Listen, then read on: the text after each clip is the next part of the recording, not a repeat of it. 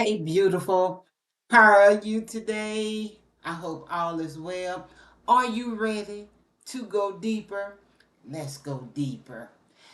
I am wanting to bring to your attention today spirit, walking in the spirit. Today, so many can't grasp the concept of what walking in the spirit really means.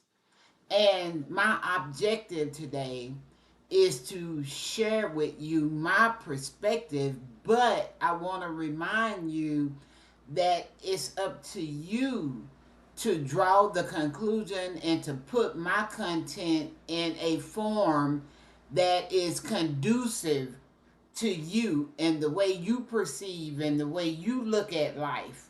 And so what my intentions are is just to share with you things that I have experienced pertaining to the concept of walking in the spirit.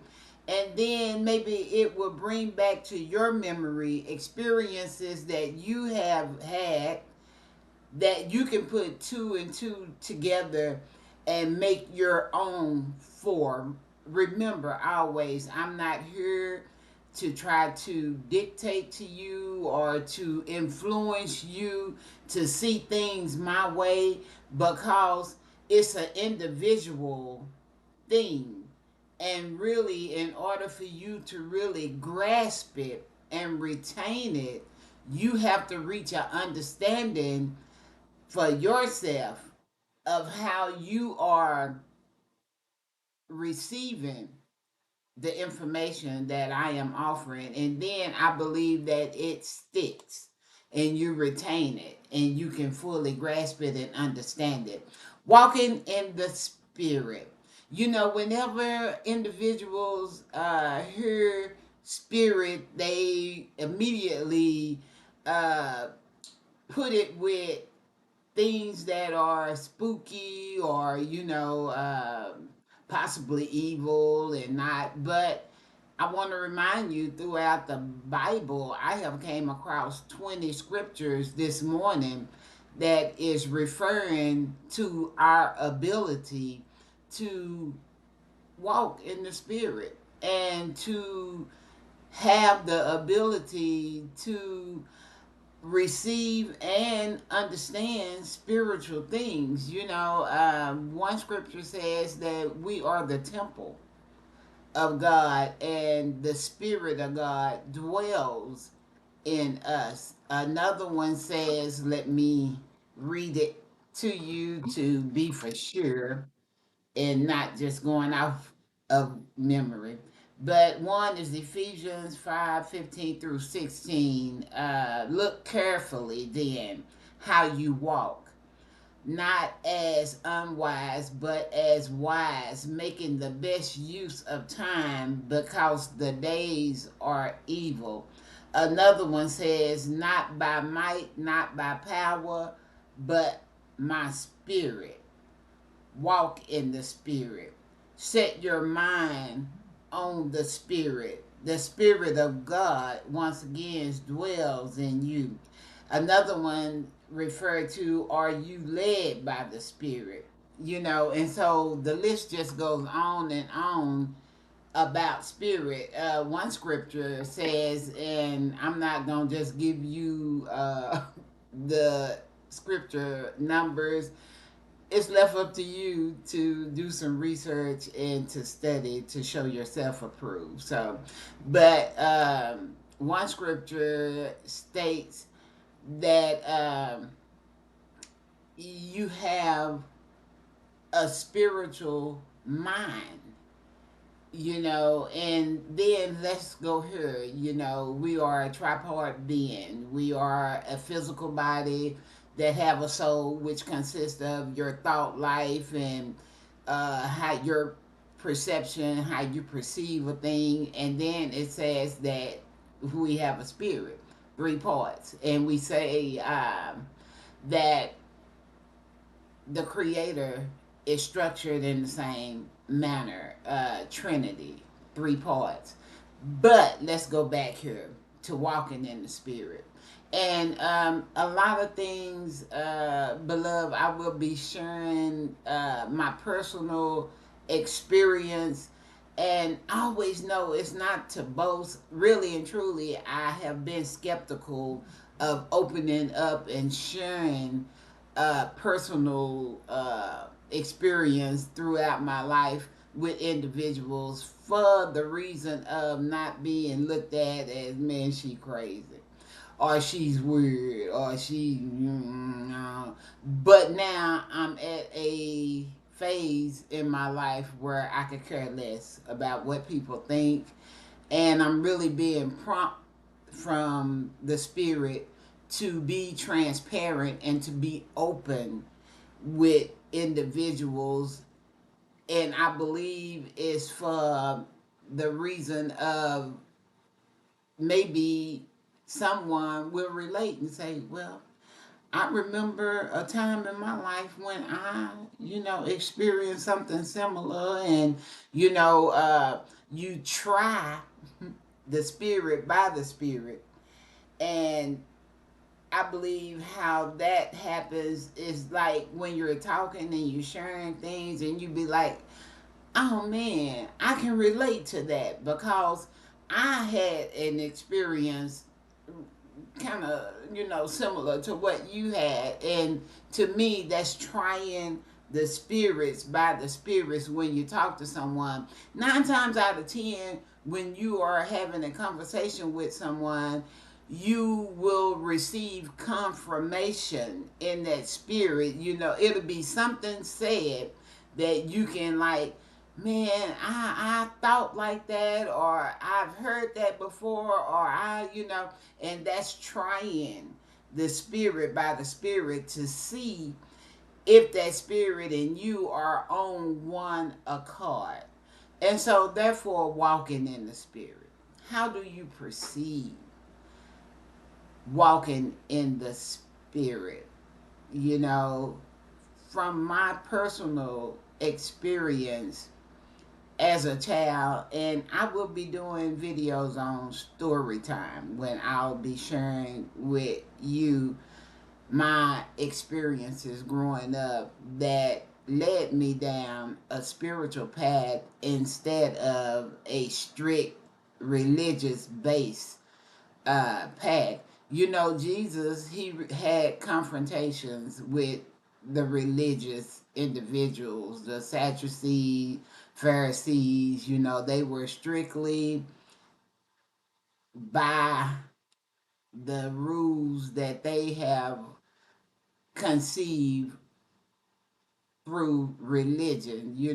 And one story I tell is that when Jesus healed the man on the Sabbath, and the religious leaders were on him saying that he had broke tradition, that you don't do this on this day, and they were thinking that the rules were more important than the man's healing. And Jesus, brought that to their attention, that the healing was more important than the religious, rules and regulations that they had structured for themselves. But okay, walking in the spirit. Have you ever experienced deja vu? Is what they call it. Like you're having a conversation with someone and you like, man, I remember having this conversation. It'll be like a certain word said or a certain concept shared that will bring it back to your memory, and you like, deja vu. Or have you ever, a lot of people is like, man, something told me. That is the famous something told me. Well, I'm stopping by today to bring to your attention that that wasn't something. That was spirit. That was given a warning or given enlightenment to you to be able to be on the lookout or to recognize when you come across a certain thing.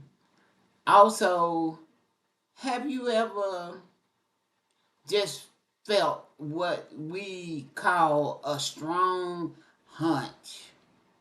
I knew I shouldn't have brought that car. I knew that I shouldn't have gone with that person, or I knew I shouldn't have dated that guy. That is spirit, which science put it in the content of consciousness.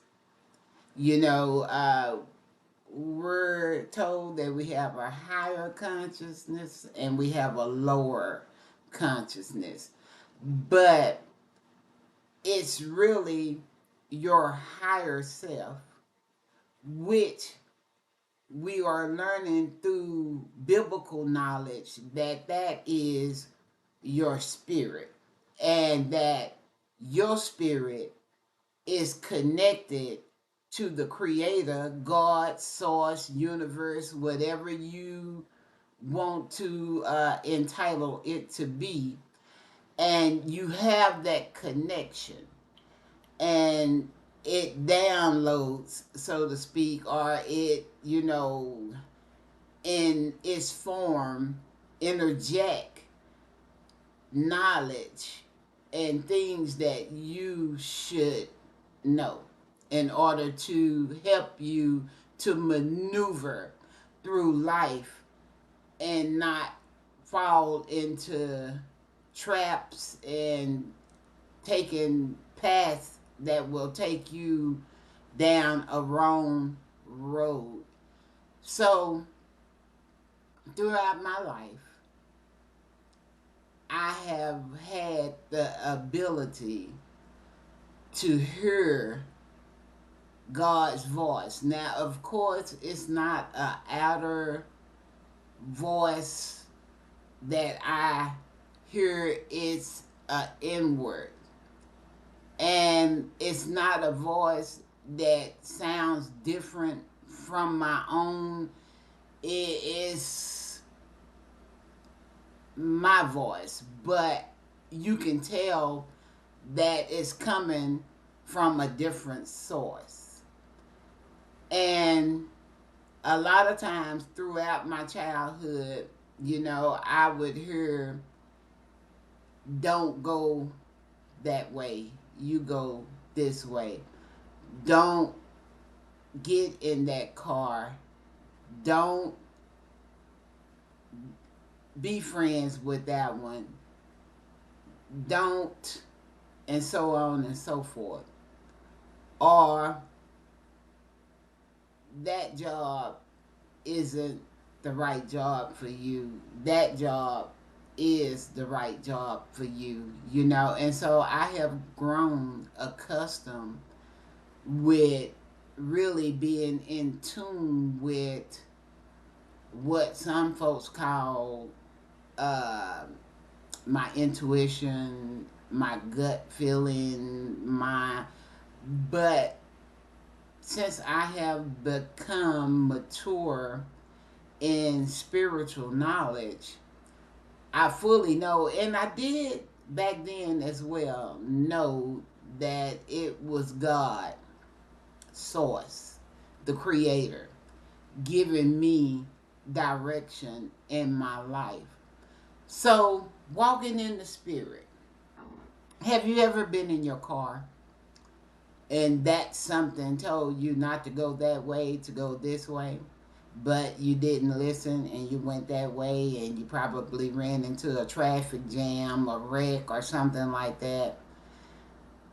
When you are walking, so to speak, in the spirit, you are in tune to your guidance of divinity, of a higher source. You are paying your attention to how you are being directed to maneuver throughout your day. And the reason why this ability is so very important, it can really be a matter of life or death. So it is very vital for us to be able to hear from within.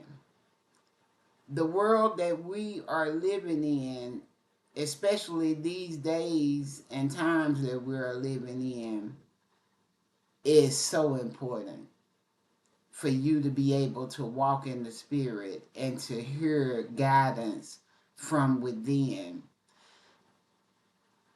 This world that we are living in is bidding for your attention. There is so many distractions going on today that will keep you totally paying your attention to things that are irrelevant. And beloved, you have to take it upon yourself to detach, to come out the world. You are in this world, but you are not of it. All these distractions from the news and the tragedies and this young black man getting killed and the floods and the war and the this and the that, distractions taking room in your continent to keep you off base and your thought life thinking on stinky thinking things that you shouldn't even be entertaining, you know. And the cell phone is the number one tool of the enemy, I believe, that he put in your hand to be right there, to be a distraction, to the extent where cell phones are still in people's lives. You know, they are driving, texting, they are in cars. If a notification go off, they attention wavers from what it should really be on to answer a call or to see who is sending a notification on Facebook or Instagram. Come on, family. We need to get it together. You know, you have to have a stable thought life. You know, you have to learn the ability of quieting the mind, of taking control of your thought life, and just not letting your mind be a monkey mind and be all over the place. You'll never fully be able to zone in on instructions that is vital to your life if you have so much going on in your life. A lot of times we are being instructed to meditate in order to quieten our life, but I want us to, our mind, excuse me, but I want to suggest to you that you have the authority, you have the dominion to take over your mind. And one way of being able to do that is to take charge of your thought life. You put your mind on what you want it to think. You don't let it just think what it wants. You can read a book, put your mind on the book. You can hum a hymn, put your mind on that hymn. You could just simply find you a word such as peace and force your mind to just repeat that word over and over and over and take control of your thought life. Don't just allow any thoughts to come in. And when scripture say we wrestle not against flesh and blood, but against higher powers and principalities. Have you ever just been going along your day and a thought just come in out of nowhere and you like, what in the, but then when you're on God and you are keeping a gatekeeper for your thought life, when those thoughts come in, you immediately pick up on them and you cast that thought down. And the way you cast that thought down is by putting your mind on something positive or something good, something pure, something, and you just don't let it's a fight. It's a fight. We're on the battleground constantly. And you got to determine, are you a warrior? Are you a soldier in the army? Or are you just passive and you just here? You know? And so therefore, walking in the spirit, I am going to stay right here for a minute so we can get a good understanding of what it truly means and how we go about it. Beloved, I love you. I do what I do because I love you, and I'm here fighting for you and myself. Don't think that I am not on the battlefield. I am, and I'm determined to reach my destiny. What about you? Today is a good day, regardless of the weather. We woke up, we're here, we have another opportunity to get focused and to make our way to our destination. So, love yourself. Um, and enjoy this day to the best of your ability. Scripture say that weapons will be formed, but they won't prosper. So if you learn to stay in a posture of peace, regardless of the chaos that's going on around you, you will make it a step further. I love you. Thank you. If I have said anything in this content that you like, please hit the like button. If you feel that you should become a subscriber to my channel, please, I would love to have you. I am looking for my tribe. I am looking for my family. I need you, and I want to be here for you. Be blessed in this day and walk by faith in the spirit and not by sight.